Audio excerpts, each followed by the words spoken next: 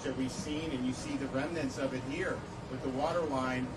We have not yet had a confirmed fatality as a result of that. I think part of that is because people really made good decisions, protected themselves. Also, this forecast turned out to be accurate. It had been eye in the Big Bend many days ago, and that's what ended up happening. So I think people, particularly in this area, who were in the way of a potential significant storm surge, they did take the proper precautions. We're also working hard to assist with power restoration. As of today, as the most recent numbers, 135,000 outages remain across the state. There have been 430,000 restorations since the storm first arrived in Florida yesterday. So there's been a lot of great work with these linemen and the companies really putting an effort on rapid power restoration. As you'd expect, most of the outstanding power outages are in these Big Bend counties, mostly the rural counties. So you've got a lot of rural electrical co-ops. You do have Duke Energy is involved in some of these counties. I think everyone's working together. All those linemen are still here to be able to provide mutual aid so that we can get the lights on as quickly as possible. We are going to be requesting, because we understand, particularly in this area, fishing is very important. We are going to request from the U.S. Secretary of Commerce a federal fisheries disaster to be able to help our fisheries rebuild. This is an important part of the economy here. This has obviously been interrupted, and it is going to be a blow to a lot of folks who are involved in that industry. We did not get that after Hurricane Ian, but we think it's clearly warranted in this situation. We're continuing to make sure that the roads are clear. FDOT's done a great job with that. I mean, the fact that Cedar Key Bridge was cleared within 12 hours of the landfall shows that they were on the ball with all that. So we're appreciative of all those efforts, as well as all the first responders that have been doing a lot of important stuff. We mentioned the schools. You're going to have most of the schools are going to be open by tomorrow.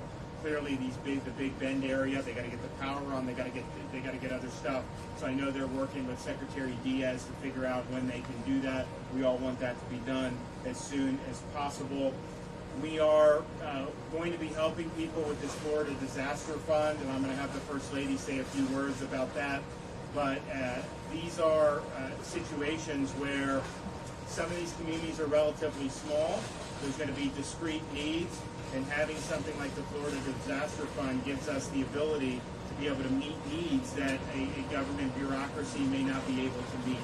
And there's certain things that the federal government can do. There's certain things they won't do. There's certain things state may be able to do. There's certain things state has not been authorized to do. So having this is very important. And that's FloridaDisasterFund.org if you want to help. I know there have been millions of dollars raised already. Because a lot of these folks are going to need some help, particularly in these next weeks and months, and we want to be there to be able to do that. So I'm going to let the First Lady come up and say a few words about that.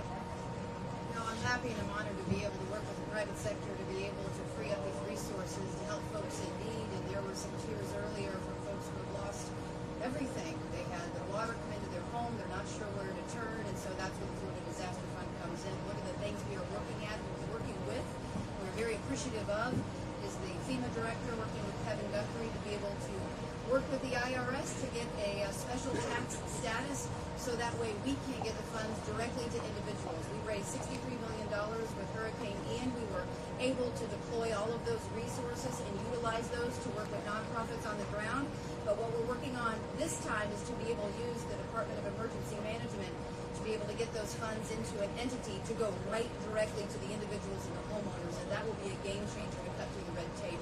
So FloridaDisasterFund.org, anything you can do to help out good folks in need, be greatly appreciated. God bless. Okay. Thank you, Governor, and good afternoon, everybody. As the Governor said, I had an opportunity to join him in 3 different stops today to assess the damage. And, you know, what I saw from the land is a significant amount of flooding damage. But we're also doing our damage assessments from the air by using the Civil Air Patrol as well as space, and using satellite imagery to compare the before and after so we can get a true impact of the overall damage to the area. And so we'll use all of that information to help determine what additional programs potentially need to be added. As the President this morning contacted the Governor, he did approve and sign the Major Presidential Disaster Declaration that includes individual assistance for several counties. You can find those counties .org or .gov, And then if you are in one of those counties, I encourage you now to register for assistance with FEMA. First contact your insurance company, but then register for assistance. You can go to disasterassistance.gov. You can do it from a FEMA app. And you can begin that process where we can help you jumpstart your recovery efforts and get some funding flowing to help you with those immediate needs that you're having right now. And then work with the state, the governor and his team to help identify what the longer-term solutions might need to be. Okay, Kevin Guthrie. Thank you, Governor. Thank you again for your leadership. So as we started to focus on recovery, I look around here, we look at the last two stops that we're at, there's a lot of good people doing a lot of good things, neighbors helping neighbors, etc. The one thing that I would just remind homeowners and business owners to do, take pictures before you start the cleanup, all right? Please take those pictures. We need that photographic documentation as we move forward, going forward. High water marks. You want to take pictures of those high water marks outside the home and inside the home. Typically, there is a discrepancy between the two. The internal usually happens to be a little bit lower than the external. So please make sure you take pictures of those high water marks external to your home, internal to your home. When you take your debris to the roadside, please separate it. There's basically 4 or 5 different categories. What we want you to do on that debris is we want you to put the vegetation in one section. We want you to put all your household furniture and goods in another section, appliances in a separate section, and then household hazardous waste. This is insecticides, bleach, ammonia, that type of stuff, perhaps even gasoline. Put that in a separate section as well. So make sure you have distinct piles, separate them. It makes it a lot easier, and the debris removal process goes much, much quicker. The third thing that I want to talk about is mitigation. We have seen the Florida Building Code all throughout this area works. You know, it definitely works. Homes that are elevated, homes that have the metal roofs on them, did not lose their roofs. We did not have inundation into the homes that were elevated. Mitigation works.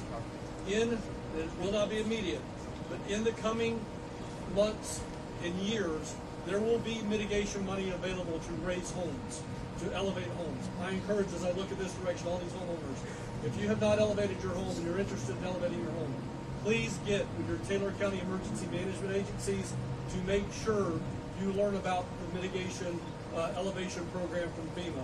It is one of the best programs that we have in our toolkit. You know, again, I appreciate the administrator. I tell her every time I see her, I'm going to try to make the mitigation fund bankrupt FEMA trying to get all that money coming to Florida. So we're certainly going to continue to do that here. So please be safe as you operate. That's the last thing I say. I said I have 3 things. I got one more thing. Be safe as you clean up. Make sure you're wearing goggles. Make sure you're wearing hard hats. Don't stand on the top rung of the ladder, reaching way out to the side to try to cut something one-handed with a chainsaw. We have more and more deaths that are happening after landfall that are completely preventable. You know, bring the ladder down, set it back up, get closer, use the hard hat, use gloves, use long pants. Don't be out there in shorts and flip-flops cutting stuff down. Make sure you're looking for electrical lines. Make sure you keep those generators 20 feet from your house. You will start to see more and more state resources come into the area. You'll see folks like volunteer organizations, Team Rubicon, Southern Baptist Disaster Relief, a host of individuals coming in from Volunteer Florida that will help you guys on your path to recovery. Again, Governor, First Lady, thank you for your leadership. I appreciate all you do for the division. Okay, so we're going to continue to be working with these communities, particularly the ones that were the hardest hit. I want to thank everybody that's pitched in. I mean, I've got guys from Miami, these urban search and rescue teams are out there helping. We've got other parts of the state. You know, we've got Sheriff Ivy from Brevard. We were just with Grady Judd from Polk County. So you've had a lot of people come in to be able to help folks at a difficult time. So thank you, and we look forward to continue to work with everybody to get everyone back on their feet. Okay, any questions? Governor, what's your personal assessment after traveling around the state today? What have you seen? What do you make of the damage? Well, I've seen a lot of really heartbreaking damage. I think when people lose a church, when they lose their home, when they lose a business, you know, you can see, I mean, this was really the day after the impact. A lot of these folks in like Horseshoe Beach, they came this morning. to see. And so it was all very raw when you have your whole life's work into, say, like a business, and it ends up under 5 feet of water. And that's a lot of work that you've got to do going forward. So I think that it was something that was really difficult for a lot of people, for me to see, for Casey to see. But we're going to come back, and we're going to get everybody back. And that's going to happen. So I know it's not easy now. I know it's going to be a lot of work, but we will get everyone back on their feet. Governor, are there any efforts being made either with the local community or state level to try to harden homes in communities like this one that are prone to flooding year after year, tropical storm, hurricane, or So not? after every storm, there are mitigation grants and funds available. We anticipate that that will happen this year as well for this storm, and people can use that to do some of those things. We also have been funding the My Safe Florida Home program that has allowed people to get grants to do hardening for them, particularly to be able to get lower insurance rates as a result of that. But the mitigation funds that are used, this stuff does work. I think if you look at what happened with Hurricane Ian, they had Charlie in 2004. That was not as big as Ian, but it was a really mean Category 4, a smaller storm. But it tore up a lot of stuff. The stuff that was built in a way to withstand that going forward did much better during Ian. And you've seen it after Hurricane Michael. Some of that newer construction built to code did very well. Now, it's hard to deal with the storm surge, so that's why they say elevate the home. But in terms of the wind and stuff, they held up remarkably well. You look at Horseshoe Beach, most of these homes are very elevated. And so, yeah, there was a lot of damage, but there was also homes that weathered it because of how they were built. And so they got massive storm surge, but it all went underneath the living area. So they're going to end up, their homes are going to be fine. There may be minor things they have to do, but they did not lose their home as a result of that type of mitigation. How many grace days do schools have when it comes to missing school, and what's the plan to make up days for schools that might not be able to be open? It'll be done on a district-by-district basis. The Department of Education is obviously going to work with these areas that got hit hard. We understand that, and we're going to work together. We want to get the kids back as soon as possible. We understand that's a lot easier in some parts of the state right now than it may be in some place like Taylor County. So we'll be working with them to get the job done. All right, thanks everybody. Appreciate it.